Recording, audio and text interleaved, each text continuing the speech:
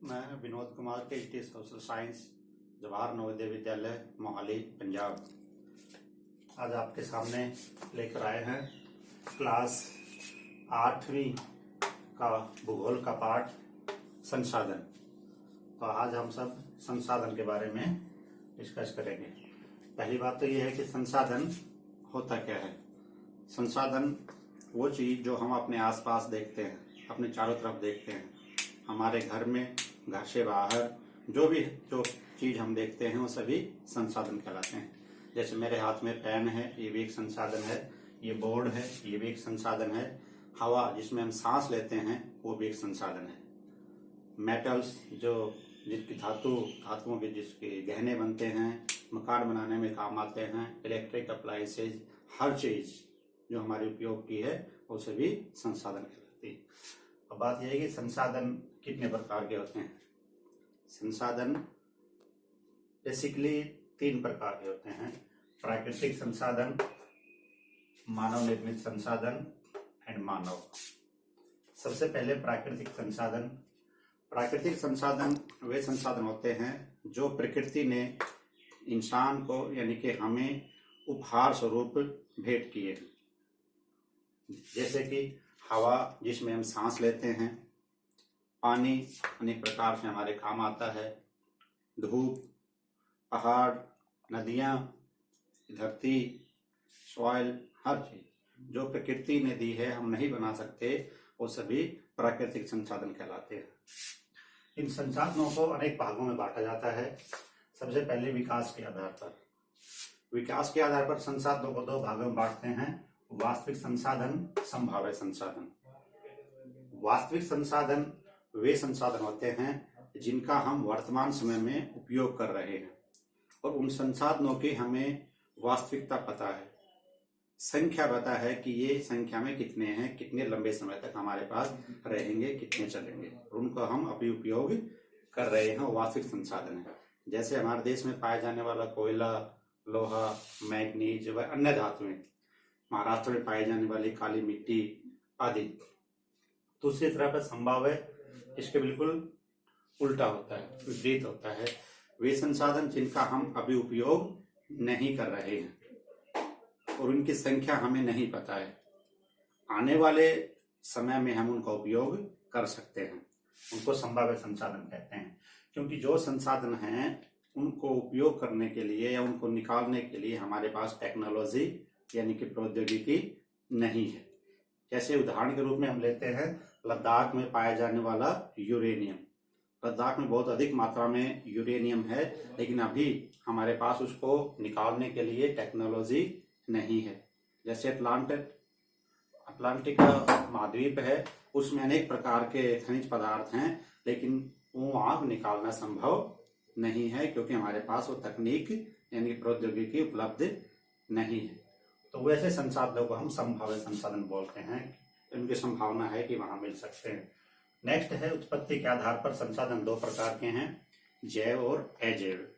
जैव पदार्थ जो सजीव पदार्थों से बने हैं उनको जैव संसाधन कहते हैं, जैसे पेड़ पौधे, जीव और जंतु। अजैव संसाधन वे संसाधन होते हैं जो सजीव पदार्थों से नहीं बने यानी कि निर्जीव पदार्थों से बने हैं, जैसे सभी प्रकार की धातुएं, पत्थर यानी कि चट्टान आदि। नेक्स्ट है व्यापक रूप से हम संसाधनों को 2 भागों में बांटते हैं: नवीकरणीय और अनवीकरणीय। नवीकरणीय वे संसाधन जो समय के साथ साथ अपने आप नए बनते रहते हैं। जैसे कि हवा जिसमें हम सांस लेते हैं, हमें उसको बनाने की जरूरत नहीं पड़ती, अपने आप हवा बनती रहती है, समय के साथ साथ बनती रहती है। पानी है, बारिश होती है, स्नोफॉल होता है, ग्लेशियर्स में से मिलता रहता है, इस प्रकार से। धूप है, सूरज निकलता है, धूप हमें मिलती है, तो वो नवीकरणीय। इसके विपरीत है अनवीकरणीय, वे संसाधन जिनके बनने में बहुत लंबा समय लगता है, एक साथ नहीं बनते हैं। जैसे सभी प्रकार की धातुएं हैं, लोहा, सोना, चांदी आदि।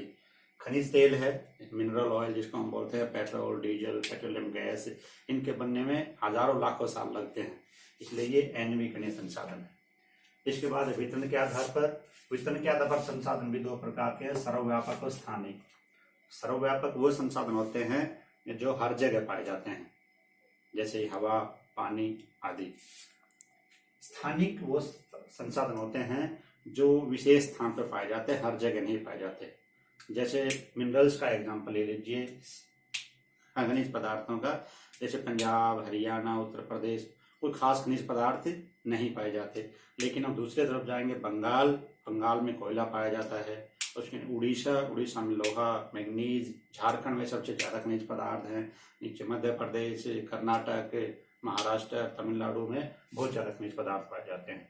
महाराष्ट्र का एग्जाम्पल ले लीजिए, महाराष्ट्र में पाई जाने वाली काली मिट्टी कि वो स्थानिक है, लोकलाइज्ड वहीं में मिलती है, यहाँ पे नहीं मिलती।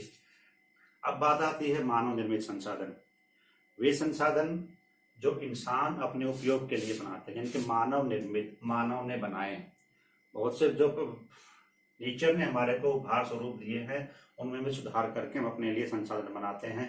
जैसे मानव ने बनाई सड़कें, तो सड़कें बनाने के लिए अनेक प्रकार के रॉक्स यानी कि चट्टान, पत्थर चाहिए, तो पत्थर प्राकृतिक होते हैं। तो प्राकृतिक संसाधन को सुधार करके सड़कें बनाई, पुल बनाए, bridges, railway line, railway track बनाए, इमारतें, बिल्डिंग्स, जैसे अपना घर है, हॉस्पिटल है, स्कूल बिल्डिंग है, ऑफिस है, अनेक प्रकार की बिल्डिंग्स है, वो सभी मानव निर्मित संसाधन में। डैम वगैरह हैं, डैम जहाँ पे डैम बना के जिस प्रकार से हम बोटिंग करते हैं, मछली पालन करते हैं, वहां से हमारे को बिजली भी प्राप्त होती है। तो जो इंसान अपने फायदे के लिए बनाता है उनको मानव निर्मित संसाधन कहते हैं। नेक्स्ट है मानव संसाधन। मानव निर्मित संसाधन तभी बनेंगे जब मानव हमारा कुशल होगा, स्किलफुल होगा, इंटेलिजेंट होगा। तो मानव निर्मित संसाधन, तो मानव एक बहुत बड़ा यानी कि बहुत इंपॉर्टेंट, बहुत जरूरी संसाधन है। मानव ही नहीं होगा तो मानव निर्मित संसाधन नहीं बन पाएंगे। तो मानव तो कैसा हो, मानव संसाधन की विशेषता क्या होनी चाहिए? तो मानव संसाधन, मानव इंसान एक स्किलफुल होना चाहिए, टेक्नोलॉजी एजुकेटेड होना चाहिए, शिक्षित होना चाहिए, ताकि वो जो करने की अहमियत है, स्किलफुल है, तो उसको वो कर सके। इस प्रकार से मानव एक बहुत बड़ा संसाधन है। मानव अकेला मानव है, मिल जाते हैं तो परिवार बनता है, परिवार के बाद बहुत सारे घर होते हैं, समुदाय से फिर गांव से राज्य, राज्य से कंट्री, इस प्रकार से पूरा विश्व मानव संसाधन से बनता है। आगे बात आती है संसाधन संरक्षण। कि जो भी संसाधन है इनको बचाने की आवश्यकता है, क्योंकि बहुत से संसाधन हैं इनमें से जो अनलिमिटेड नहीं है। कुछ संसाधन तो अनलिमिटेड हैं, समय के साथ साथ बनते रहते हैं, लेकिन जैसे यहाँ पे बताया गया था अनलिमिटेड संसाधन, वे संसाधन होते हैं जो जिसको बनने में हजारों लाखों साल लगते हैं, तो उनको बचाने की आवश्यकता है। ऐसा नहीं कि जितने संसाधन हमारे पास हैं, जैसे उत्पत्ति वास्तविक संसाधन हमें पता है हमारे देश में कोयला है, लोहा है, सोना है, कि सारा हम एक ही साथ निकाल लेंगे तो आने वाले जनरेशन के लिए कुछ नहीं बचेगा। इसलिए जितना जरूरत हो एक पीढ़ी को उतना ही निकालना चाहिए, आने वाली पीढ़ी के लिए भी उसको बचा के रखना चाहिए। हर पीढ़ी इस प्रकार से विकास करेगी तो वो संसाधनों का संरक्षण होगा, यानी कि संसाधनों को बचाना सके। तो बचाने की आवश्यकता इसलिए ही है क्योंकि सभी संसाधन सीमित मात्रा में हैं, असीमित, अनलिमिटेड नहीं है, और लिमिट में है। तो संसाधन लिमिट में है, सीमित मात्रा में है, इसलिए उनको बचाने की आवश्यकता है।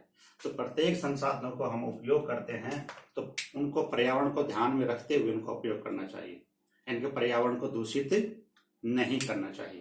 तो हमारे पास जो भी है, चाहे बच्चा है तो उस पर पानी को बचाने में महत्वपूर्ण योगदान उनको देना चाहिए। बड़े हैं तो गाड़ियां हैं, आप अपनी गाड़ियों की बजाय यदि पब्लिक सार्वजनिक स्थानों, सार्वजनिक परिवहन के साधनों का उपयोग करेंगे तो उनके लिए अच्छा होगा, हमारे देश के लिए बहुत ज्यादा बचत होगी। तो संसाधन संरक्षण की आवश्यकता है।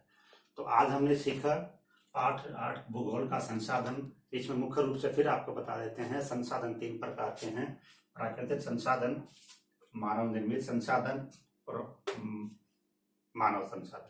तो आप सभी ने ये पूरा एक चार्ट बनाना है, चार्ट पे सभी संसाधन लिखते हैं। जय हिंद, जय भारत।